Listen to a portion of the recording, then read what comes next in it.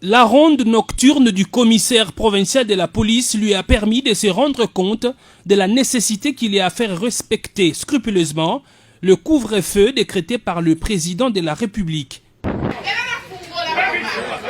Des bars, dancing et nightclubs fonctionnent impunément pendant les heures interdites.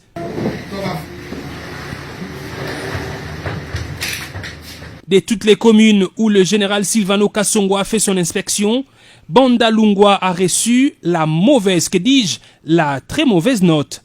Tenez, c'est dans cette municipalité, connue comme la cité d'ambiance, que la police a trouvé des boîtes de nuit fonctionnant comme en temps normal. Ici, au lieu connu sous l'appellation de Toison d'Or, les gens dansaient et buvaient quand la police est arrivée. Certains ont pris la fuite, d'autres se sont enfermés à l'intérieur, barricadant toutes les entrées. La police a relevé les plaques de leurs véhicules laissés dehors. Toujours à Paris, c'est comme ça que les Quinois aiment appeler Bandalungwa, le commandant de la ville a surpris les gens dans un deuil organisé en violation totale du couvre-feu.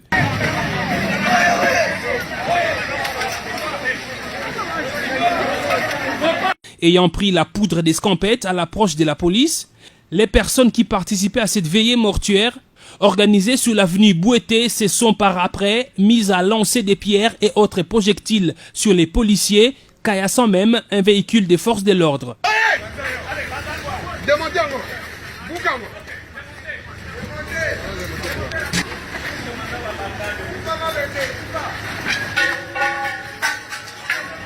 Plusieurs personnes ont été interpellées dans ce deuil qui avait bloqué tout le croisement des avenues Bouété et Inga.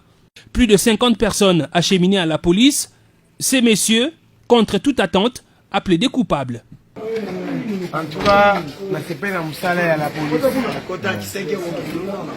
Non, en fait, on a connu l'horaire. En tout cas, je ne sais pas au général.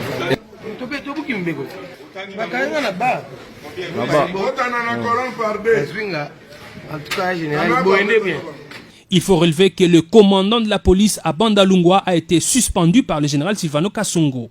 Dans plusieurs autres endroits, le commandant de la ville a aussi sévi. Des véhicules stationnés jusqu'au petit matin.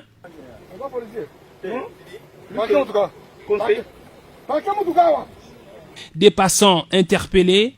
Les Quinois devraient savoir que 21h est une ligne rouge à ne pas franchir, même par les bus Transco, comme celui-ci surpris à 2h du matin. Alors que des personnes circulant après 21h avec des motifs valables ont été entendues et laissées passer,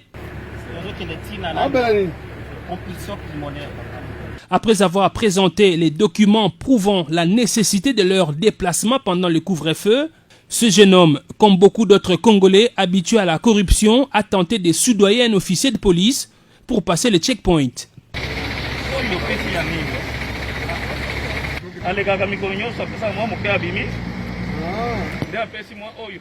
Pour non-respect du couvre-feu et tentative de corruption à un officier de police, il a été arrêté. Les policiers, il faut le souligner, reçoivent chaque jour des primes sur instruction du chef de l'État Félix Tshisekedi pour l'opération couvre-feu.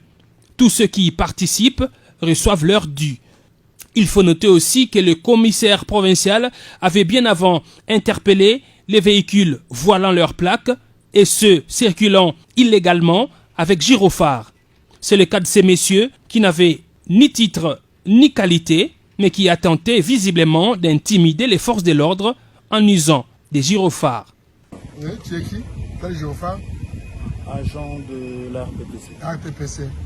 Un agent de la RTPC, même le chef de la RTPC a les droits d'avoir les gyrophares. Tu n'as pas suivi le communiqué de la police? Bien. Pourquoi tu n'as pas enlevé? Tu es intimidé? Les politiques sont à la barrière? Je n'ai pas intimidé qui que ce soit. C'est juste que je n'ai pas encore récupéré ma feuille de route. On avait dit quoi? Le véhicule sera saisi. Le communiqué était clair. D'abord, tu viens après 21h. Et en plus, tu as un gyrophare. Pour intimider les policiers. Non, c'est pas pour... Et tu mets ça en guise de quoi? Il n'y a pas la montée. Tu es qui pour avoir les gyrophares? Tu es qui toi? Tu as quelle qualité? Tu as quel grade? Quel titre pour dire gyrophare?